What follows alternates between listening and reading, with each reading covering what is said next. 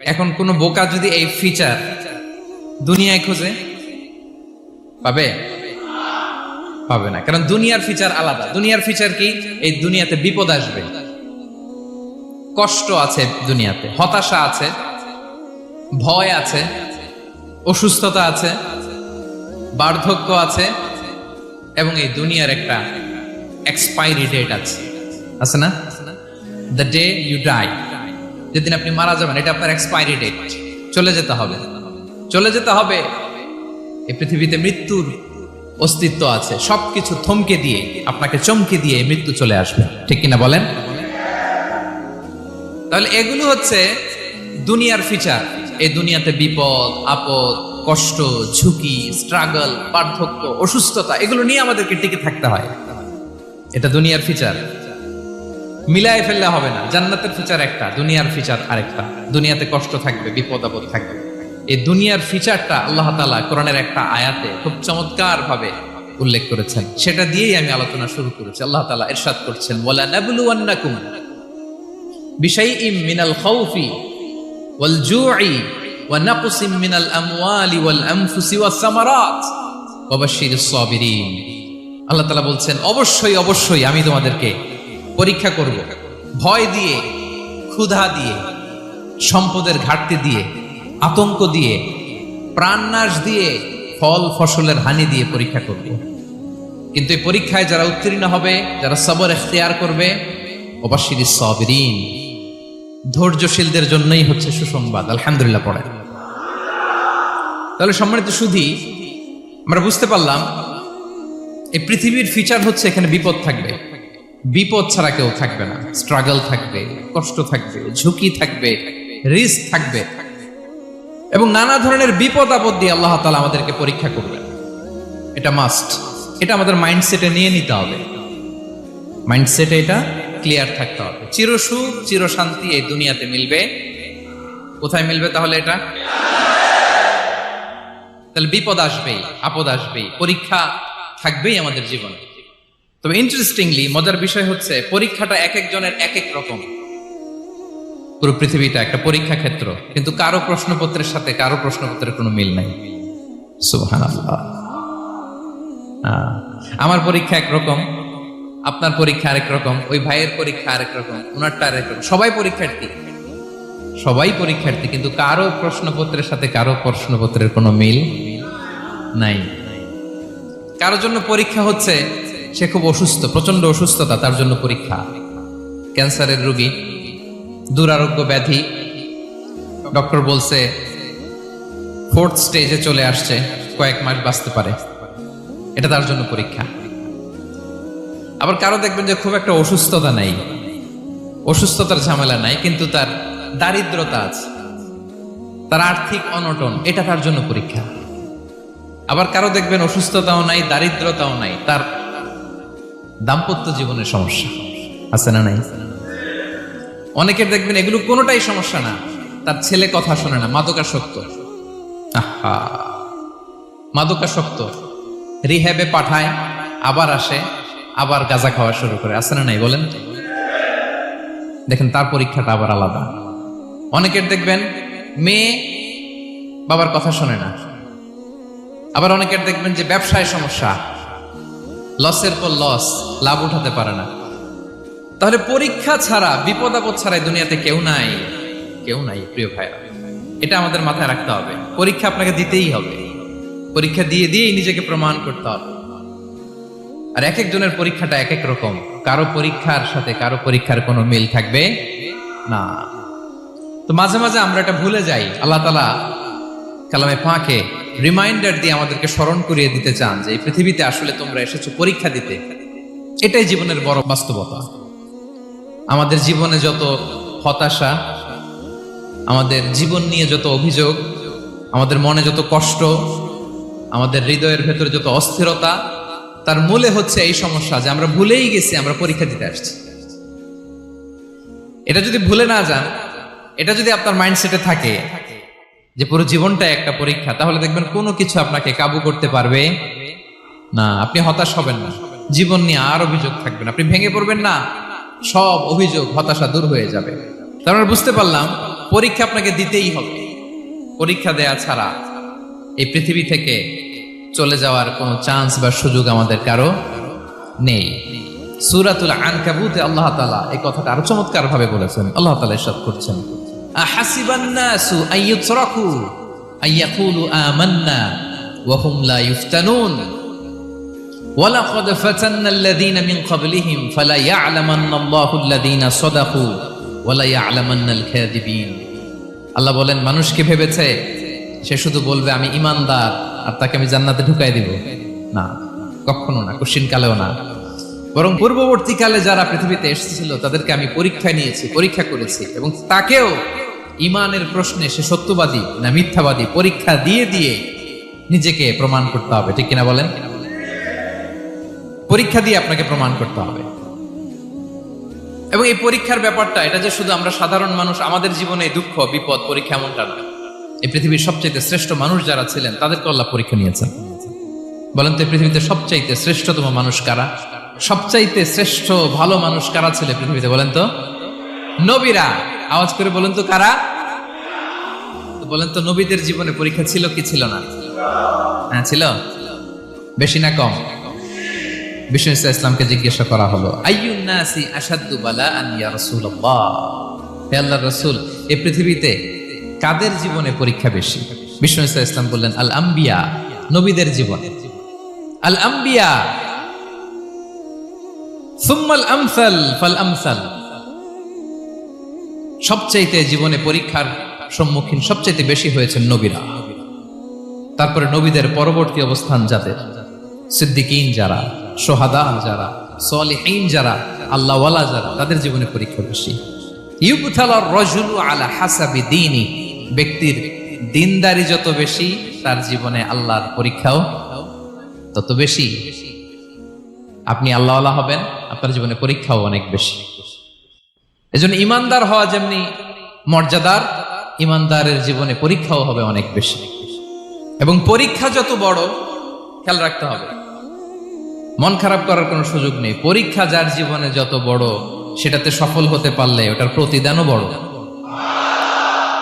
পরীক্ষা যত বড়, এটাতে সাকসেস হইতে পারলে এটার রিওয়ার্ডও তত বড়। বিষ্ণু ইসলাম বলেন, ইযামুল জাযাই মা'a ইযামিল বালা, বালা যত বড় জাযাও তত বড়, প্রতিদানও তত বড়। কারণ নবীদের জীবনে যদি খেয়াল করেন দেখবেন, যেই নবীর জীবনে পরীক্ষা যত বেশি সেই নবীর জীবনে সফলতাও তত বেশি। সাইয়েদনা ইব্রাহিম আলাইহিস সালামের কথাটা একটু খেয়াল করেন তো, বলেন তো ওনার জীবনে পরীক্ষা কেমন ছিল? বেশি না কম? ওনার জীবনের পরীক্ষা থেকেই তো আমরা এই শব্দটা ব্যবহার করি, আমরা বলি অগ্নি পরীক্ষা। কি বলি? মানে আগুনে নিক্ষেপ করা হয়েছে সাইয়েদনা ইব্রাহিম আলাইহিস সালামকে, তাও স্বাভাবিকভাবে না, উলঙ্গ করে, ন্যাকেট করে ওনাকে অপমানিত করবার জন্য ওনার গায়ের জামা কাপড় খুলে উলঙ্গ অবস্থায় আল্লাহর খলিল সাইয়েদনা ইব্রাহিম আলাইহিস সালামকে অগ্নিকুণ্ডে নিক্ষেপ করা হয়েছিল। এরকম এক্সপেরিয়েন্স এই অডিটোরিয়ামের ভেতরে আমাদের কখনো হয়েছে? তাইলে সাধারণ মানুষের জীবনের পরীক্ষা আর নবীদের জীবনের পরীক্ষার মধ্যে পার্থক্য আছে না নাই? ওই পরীক্ষায় উনি পাশ করে ফেললেন। 86 বছর পর্যন্ত আল্লাহর কাছে দোয়া করলেন, আল্লাহ আমাকে একটা নেককার সন্তান দাও। আল্লাহ সন্তান দেয় না। 86 বছর পরে আল্লাহ তাআলা সাইয়েদনা ইব্রাহিম আলাইহিস সালাম এবং হাজারের ঘরকে উজালা করে সন্তান দিলেন। সাইয়েদনা ইসমাঈল আলাইহিস সালাম পৃথিবীতে আসলেন কত বছর বয়সে? 86 বছর বয়সের এখানে কেউ আছেন? হ্যাঁ, আছি আমরা? কেউ নাই। 86 বছর বয়সে প্রথম সন্তান পেয়েছে। তাদের ঘরকে উজালা করে আল্লাহর নবী সাইয়েদনা ইসমাঈল আলাইহিস সালাম আসলেন। এবার আল্লাহ বললেন, যাও স্ত্রীকে আর এই কলিজার টুকরা সন্তানকে, থাকো তো প্যালেস্টাইনে, প্যালেস্টাইন থেকে ১,৫০০ কিলোমিটার দূর, দ্য ব্যারেন ল্যান্ড, ওই মক্কার ধুধুমরু প্রান্তরে রেখে আসো, যেখানে কেউ নাই, মানুষ নাই, গাছ নাই, পাখি নাই, পানি নাই, যাও রেখে আসো। আচ্ছা বলেন তো, ৮৬ বছর পরে যে লোকটা সন্তান পেল, বুঝেছেন উত্তর দিয়েন, ৮৬ বছর পরে যে লোকটাকে আল্লাহ তাআলা সন্তান দিল, তার হৃদয়ে ওই সন্তানের জন্য মায়া বেশি না কম? এমনি তো আমাদের প্রথম সন্তান আমাদের প্রথম সন্তানের হিস্ট্রিটা একটু খেয়াল করেন তো। প্রথম আমাদের যে মেয়ে হয়েছিল বা যাদের ছেলে হয়েছিল, তার প্রতি আদর, সোহাগ, দরদ, ভালোবাসা, আল্লাহ কত ছিল।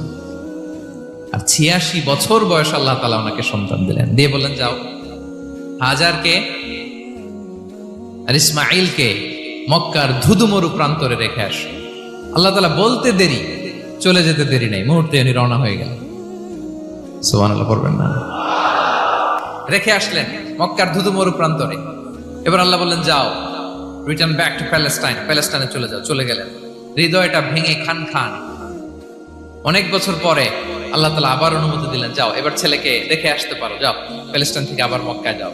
সাইয়েদনা ইব্রাহিম আলাইহিস সালাম প্যালেস্টাইন থেকে আবার ১,৫০০ কিলোমিটার পথ পাড়ি দিয়ে, এখনকার মতো ফ্লাইটে যায় না, গাড়িতেও না, উটে করে। কিসে করে? উনি যে কতবার মক্কা থেকে ফিলিস্তিন এসেছেন আর গিয়েছেন, কোন ইয়ত্তা নাই, হিসাব নাই। গেলেন, এবার ছেলেটা হাঁটতে পারে, দৌড়াতে পারে, একটু একটু কথা বলতে পারে, আব্বু আব্বু ডাকতে পারে। কেমন মায়া লাগে বলেন তো? মায়া ভালোবাসায় যখন টইটম্বুর, ঠিক ওই মুহূর্তে আল্লাহ বললেন ছেলেকে জবাই করো, জবাই করো ছেলেকে। আল্লাহ তাআলা বলতে দেরি করেছেন, আল্লাহর আদেশ পালনে 1 সেকেন্ডও তিনি দেরি করেন নাই। ছুরি চালালেন, জান্নাত থেকে দুম্বা নিয়ে আসা হলো। এভাবে আল্লাহর নবী ইব্রাহিম আলাইহিস সালাম ওনার জীবনের প্রতিটি ক্ষেত্রে যেখানে আল্লাহ তাআলা ওনাকে পরীক্ষা নিয়েছেন, উত্তীর্ণ হয়েছেন। এবং দেখেন ওনাকে আল্লাহ তাআলা কি উপহার দিলেন। আল্লাহ তাআলা ওনাকে খলিলুল্লাহ উপাধি দিলেন, আল্লাহর বন্ধু। সুবহানাল্লাহ বলেন। আল্লাহ তাআলা বলছেন ওয়া ইযিবতালা ইব্রাহিম রাব্বুহু বিকালিমাতিন ফাআতাম্মাহুন ক্বালা ইন্নী জাঈলুকা লিন-নাসি ইমামা। আল্লাহ অনেকগুলো পরীক্ষা নিয়েছিলেন সাইয়েদনা ইব্রাহিম আলাইহিস সালাম, প্রতিটা পরীক্ষায় সাকসেসফুলি পাস করেছেন, গোল্ডেন এ প্লাস। আল্লাহ বলেন ইন্নী জাঈলুকা লিন-নাসি ইমামা, I'm gonna make you the leader for the entire human being. I'm gonna appoint you as a leader for the entire universe. গোটা বিশ্বের জন্য, গোটা মানবতার জন্য আমি তোমাকে লিডার বানায় দিলাম। ইযামুল জাযাই মা'a ইযামিল বালা। পরীক্ষা যত বড়, ওই পরীক্ষায় পাশ করলে ওইটার ফলাফল ও প্রতিদানও বড়। তাহলে দেখেন প্রিয় ভাইরা, সাইয়েদনা ইব্রাহিম আলাইহিস সালামের জীবনে পরীক্ষার কোনো শেষ ছিল না। আমি আপনি কোথায়? আল্লাহর খলিলের জীবনে যদি এত পরীক্ষা থাকতে পারে, আমি আপনি কোথায় বলেন তো?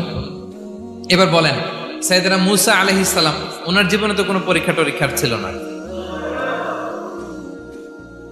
হ্যাঁ, গুণে শেষ করতে পারবেন? জন্মটাই তো হয়েছে পরীক্ষার মধ্য দিয়ে। মিশরের ছেলে সন্তান হইলে ফেরাউন বলছে জবাই করো, ওনার মা এরকম সিন্ধুকে করে ভাসায় দিলেন নীল নদীতে। আল্লাহু আকবার! কি একটা রোমাঞ্চকর পরিস্থিতির মধ্য দিয়ে আল্লাহ তাআলা ওনাকে বাঁচালেন। সুবহানাল্লাহ! জন্মই হয়েছে পরীক্ষার মধ্যে দিয়ে।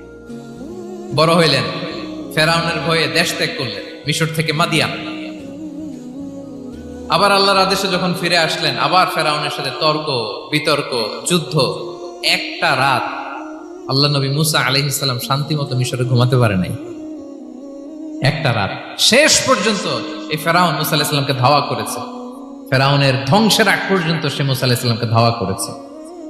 তার মানে মূসা আলাইহিস সালাম এই বিপদ আপদ পরীক্ষা এগুলো থেকে মুক্তি পান নাই। এবার বলেন ঈসা আলাইহিস সালামের কথা, ওনার জীবনে তার পরীক্ষা ছিল না?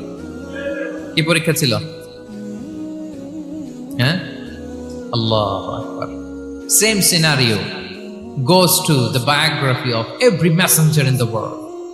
পৃথিবীর সব নবীর ক্ষেত্রে একই ঘটনা ঘটেছে। সাইয়েদনা ঈসা আলাইহিস সালাম দাওয়াত যখন দিলেন, ওনার বিরোধিতা শুরু হলো, ওনাকে হত্যার ষড়যন্ত্র হলো। ইভেন কি ওনাকে মারার জন্য বনি ইসরাইলেরা উদ্ধত হলো, জানে বাঁচবার জন্য পালালেন। এক ঘরে ঢুকলেন, চারদিক দিয়ে ঘেরাও করলো, উনি দরজা জানালা লাগাই দিলেন। ওরা বললো একজন দরজা ভেঙে জানালা ভেঙে ভিতরে ঢুকো, ঢুকে দেখো বেটা ঈসা কি করে। একজন ভিতরে ঢুকছে, ঢুকার সাথে সাথে বল রাফাআহুল্লাহু ইলাইহি, আল্লাহ তাআলা ঈসা আলাইহিস সালামকে উপরে উঠায় নিল। আর যেই লোকটাকে তারা ভিতরে ঢুকালো, তার চেহারাকে আল্লাহ তাআলা ঈসা আলাইহিস সালামের চেহারার মতো করে দিলেন। এবার তার বাইরের সাথীরা বলে ঘটনা কি, বেটা ঈসাও বেরোয় না, আমাদের লোকটাও বেরোয় না, সবাই ঢুক। দরজা ভেঙে ভেতরে ঢুকে দেখে ঈসা দাঁড়ায় আছে। বলেন তো এটা ঈসা না মিসা? এটা কি আসল ঈসা? ওমা কতালু ওমা সলাবু ওয়ালাকিন শুব্বিহা লাহুম। আল্লাহ বলে তোমরা আমার নবী ঈসাকে হত্যাও করতে পারো নাই, শুলেও চড়াতে পারো নাই, আমি সেফটি, সিকিউরিটি দিয়ে আমার নবী ঈসা আলাইহিস সালামকে আকাশে তুলে নিয়েছে। তাহলে ওনার জীবনও পরীক্ষার শেষ ছিল না। এবার যদি আমরা বিশ্বনবী সাল্লাল্লাহু আলাইহি ওয়াসাল্লামের জীবনের দিকে তাকাই, ওনার জীবনটা দেখেন তো। আমাদের পেয়ারা নবী বিশ্বনবী মুহাম্মদুর রাসূলুল্লাহ সাল্লাল্লাহু আলাইহি ওয়াসাল্লাম, ওনার জীবনে কি স্ট্রাগল ছিল? স্ট্রাগল। মাক্কি জীবনের কথা যদি একটু খেয়াল করেন, দেখেন তো 3 বছর শিয়াবে আবি তালেবে জেল কেটেছেন, না খেয়েছিলেন। ওনার বংশের লোকেরা প্রথমে ছাগল খেয়েছে, ছাগলগুলো যখন শেষ, ছাগলের চামড়াগুলো শুকিয়ে ওইটা খাইছে। গাছের পাতা, ছাল এগুলো খেয়ে খাবারের অভাবে বেহুশ হয়ে পড়ে থাকতো তারা। না খেয়ে কয়দিন ছিলেন আপনি? আমি কয়দিন ছিলাম না খেয়ে? মনেই তো পড়ে না, না খেয়েছিলাম কিনা কোনোদিন। এ হচ্ছে মাক্কি জীবন। মেন্টালি প্রেসার দেয়া হয়েছে। বিশ্বনবীর চাচা আবুল আহাব তার 2 ছেলে উতবা আর উতাইবা, এদের সাথে বিয়ে দিয়েছিলেন 2 মেয়ের। যখন দাওয়াত দেওয়া শুরু করলেন, 2 মেয়েকে ডিভোর্স দিয়ে দিল। দেখেন, একটা বাবার জন্য প্রাপ্তবয়স্কা মেয়েকে যখন উঠায় নেয়ার আগে ডিভোর্স দেয়, তার মানসিক অবস্থাটা কেমন থাকে বলেন? মেন্টালি প্রেসারাইজ করা হয়েছে, ফিজিক্যালি হ্যারাস করা হয়েছে। বিষ্ণু ইসলাম যখন নামাজে দাঁড়াতেন, উটের পচা নারী ভুঁড়ি বিষ্ণুনবীর কাঁধে চাপিয়ে দেওয়া হতো। আপনার জীবনে এরকম ঘটছে কখনো? আপনি নামাজ পড়তেছেন, উটের পচা নারী ভুঁড়ি আপনার কাঁধে চাপিয়ে দেওয়া হয়েছে। কয়দিন হয়েছে এরকম? কয়দিন হয়েছে? হ্যাঁ, তারপরে তো আলহামদুলিল্লাহ বেরোয় না মুখ দিয়ে। কেমন আছেন হুজুর? কয়েন না, বেশি একটা সুবিধার না, তাই না? বেশি একটা একটু মিলাবেন। কতটুকু পরীক্ষা আমরা দিয়েছি। তায়েফে গেলেন বিশ্বনবী, তায়েফে গেছিলেন জমির বায়না দিতে, তাই না? জমি কিনবে তায়েফে।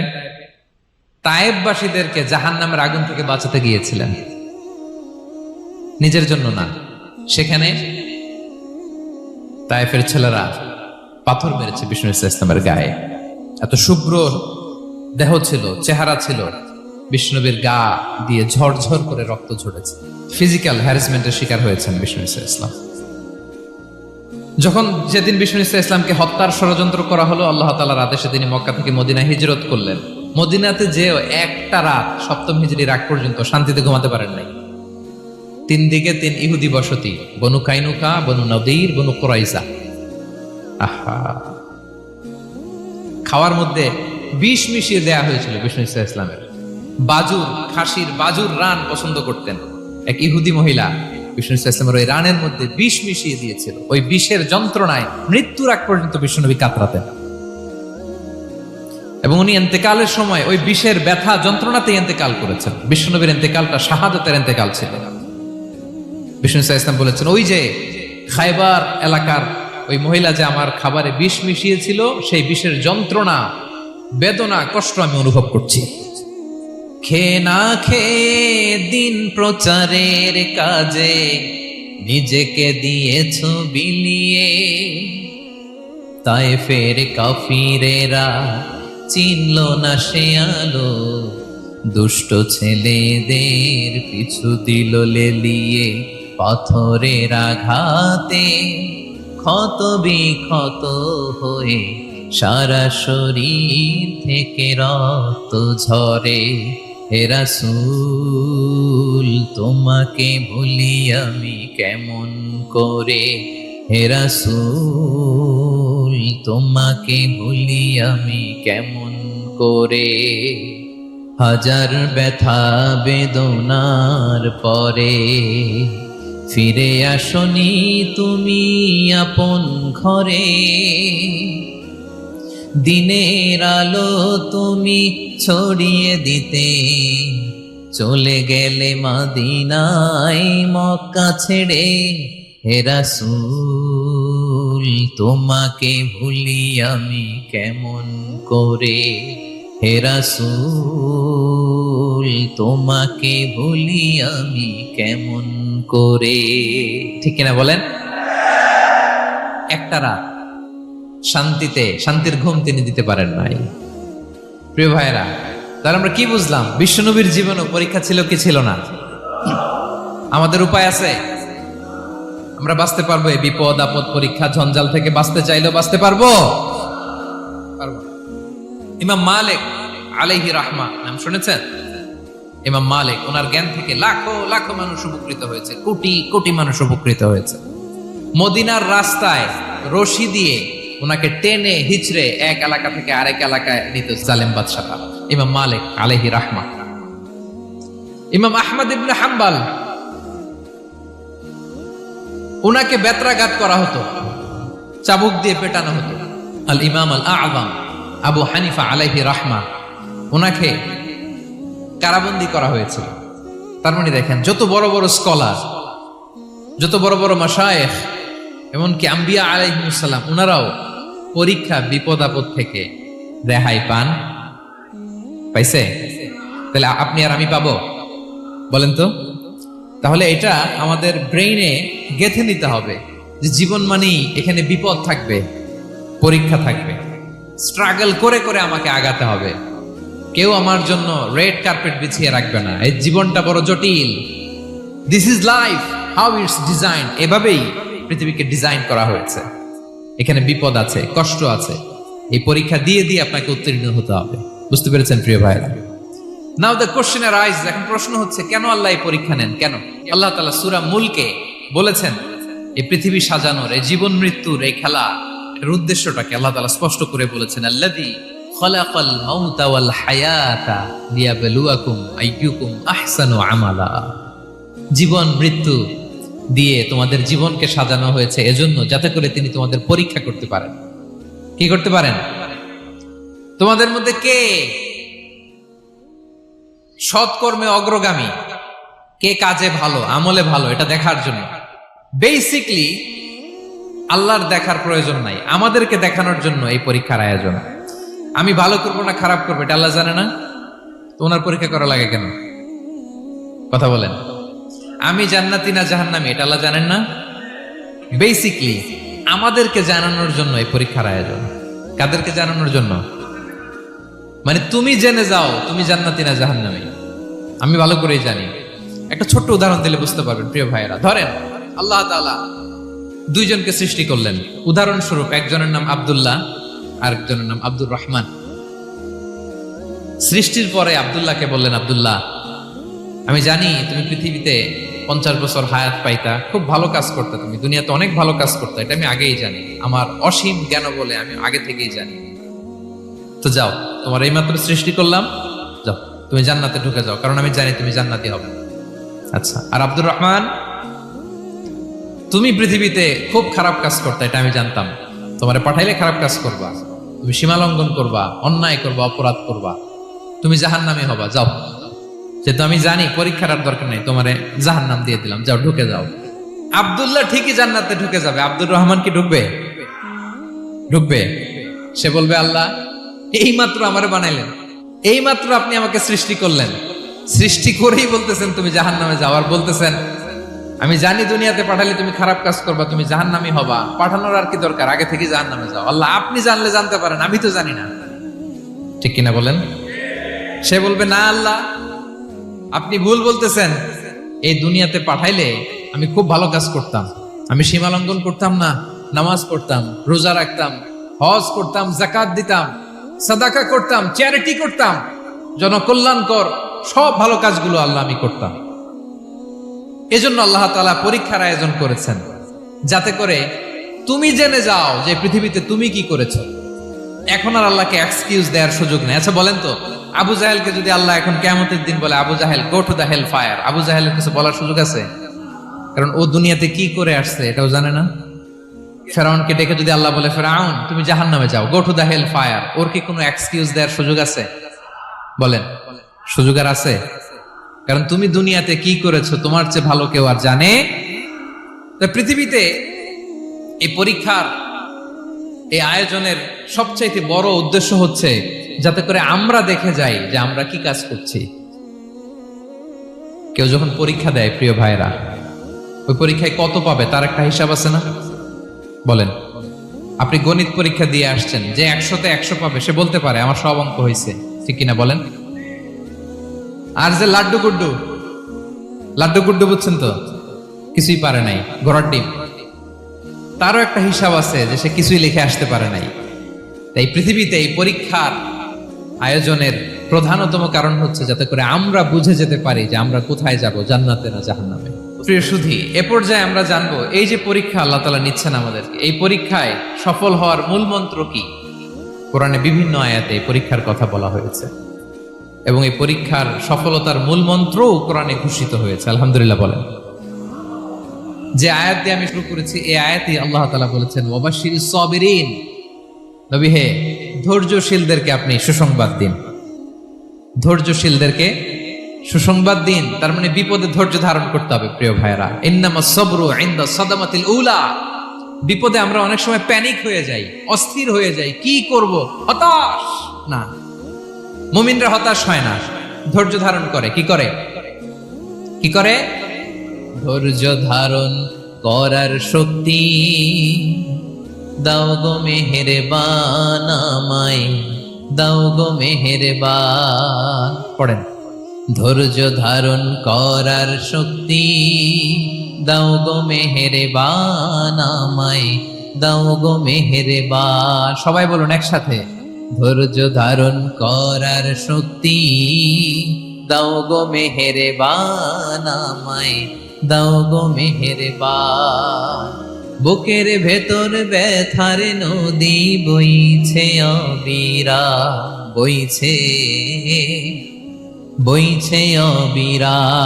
পড়ুন, ধৈর্য ধারণ করার শক্তি দাও গো মেহেরবান আমায়, দাও গো মেহেরবান। পড়েন আমিন। আল্লাহ যেন বিপদে আমাদেরকে ধৈর্য ধারণ করার তৌফিক দান করে। প্রিয় ভাইয়েরা, ধৈর্য এটা এমন একটা গাছ যে গাছের সারা গায়ে কাটা, কিন্তু এই গাছের ফলটা বড় সুস্বাদু। আই রিপিট, আমি আবার বলছি, ধৈর্য এটা এমন একটা গাছ যে গাছের সারা গায়ে কাটা, কিন্তু ফলটা বড় মিষ্টি, ফলটা বড় সুস্বাদু। সবাই ধৈর্য ধারণ করতে পারে না। বিষ্ণু ইসলামকে আল্লাহ তাআলা নানা সময় আশ্বস্ত করেছেন, সান্ত্বনা দিয়েছেন আর ধৈর্যের বাণী শুনিয়েছেন। আল্লাহ বলেন ফাসবির কামা সাবারা উলুল আজমি মিনার রাসূল, নবী হে আপনার আগে দৃঢ় প্রত্যয়ী নবীরা যেরকম ধৈর্য ধারণ করেছে আপনিও ধৈর্য ধারণ করুন। সূরাতুল মুজাম্মিল আল্লাহ তাআলা বলছেন ওয়াসবির আলা মা ইয়াকুলুনা ওয়াহজুরহুম হাজরান জামিলা, ওরা যাই বলুক আপনি ধৈর্য ধারণ করুন, ওদের কথাকে ইগনোর করুন। Just ignore what they are saying to you, যা বলে আপনি জাস্ট ইগনোর করেন। ওরা বিষ্ণু ঈসা ইসলামের মনোবলকে ভেঙে দেওয়ার জন্য কখনো বিষ্ণু ঈসা ইসলামকে কবি বলে গালি দিত। কবি কি বলতো? শায়ের। কখনো বলতো মজনুন, পাগল। নাউজুবিল্লাহ পড়বেন না? পাগল বলে গালি দিত। মাঝে মাঝে বলতো কাহিন, গণক। মাঝে মাঝে বিষ্ণু ঈসা ইসলামকে তারা বলতো আবতার, লেস কাটা। মুহাম্মদ তোমার ছেলে নাই, তোমার বংশ নির্বংশ হয়ে গেছে, তোমার নাম নেয়ার মতো কেউ নাই। আহা, কপাল পোড়া। গোটা বিশ্বব্যাপী বিষ্ণু ঈসা ইসলামের সুনাম সুখ্যাতি ছড়িয়ে দিয়েছে কে? আকাশ বাতাস মাড়িয়ে, সাত আকাশ ছাড়িয়ে আল্লাহর আরশ পর্যন্ত আল্লাহ তাআলা বিষ্ণু নবীর সুনাম সুখ্যাতিকে সুউচ্চ করেছেন। ঠিক কিনা বলেন?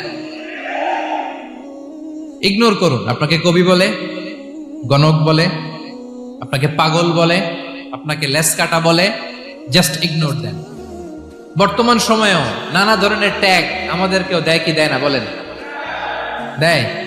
আমাদেরকে কি বলে? মৌলবাদী বলে, বলে বলে ওই যে রাজাকার বলে। রাজাকার রাজাকার খেলার দিন শেষ।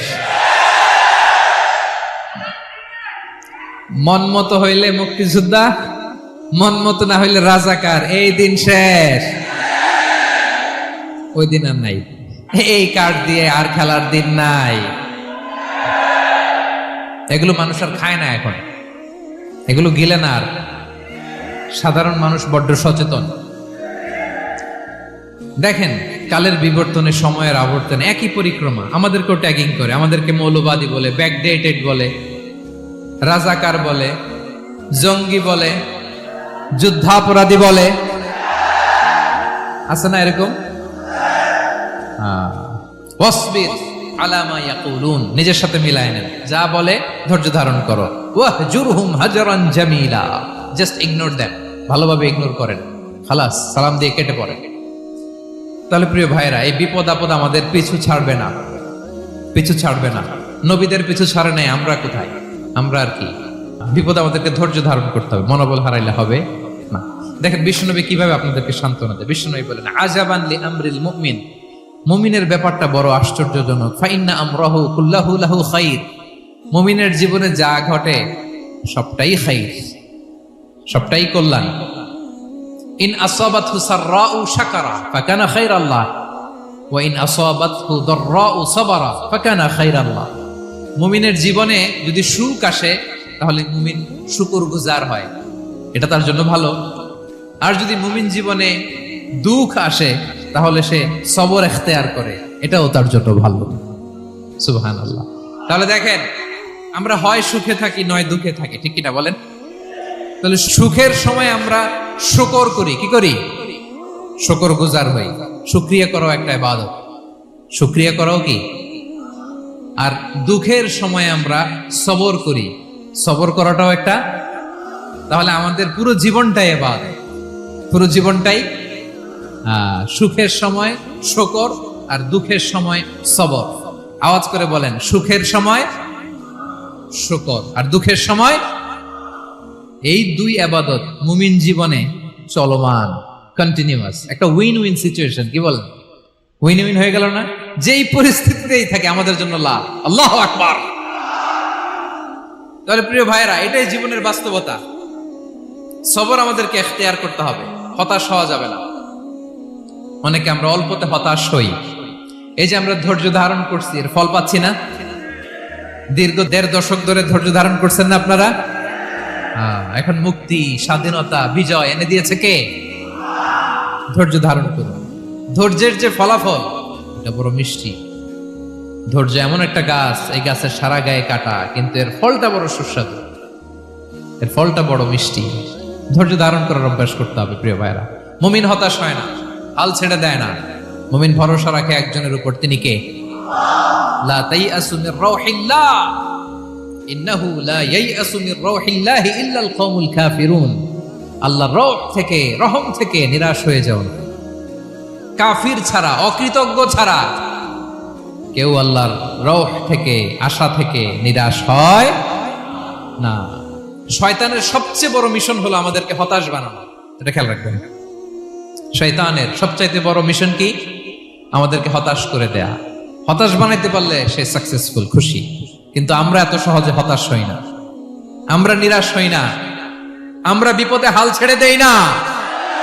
আমরা ভরসা রাখি এক মহান সত্তার উপর, তিনি কে? মনে থাকবে, বিপদ আসলে ভেঙে পড়বেন, ভিসা না হইলে কান্নাকাটি শুরু করবেন, ব্যবসায় লস হইলে হাউমাউ, হতাশ হবেন, ভেঙে পড়বেন। ধৈর্য ধারণ করব আমরা। আওয়াজ করে বলেন, আমরা কি করব? সবর। বিপদ ট্যাকেল দেওয়ার প্রথম স্টেপ হচ্ছে সবর, ধৈর্য ধারণ করতে হবে। অবশ্যই সাবিরিন, ধৈর্যশীলদেরকে সুসংবাদ দাও। বিপদ থেকে বাঁচার দ্বিতীয় স্টেপ হচ্ছে এই বিপদ থেকে উত্তরণের চেষ্টা করতে হবে।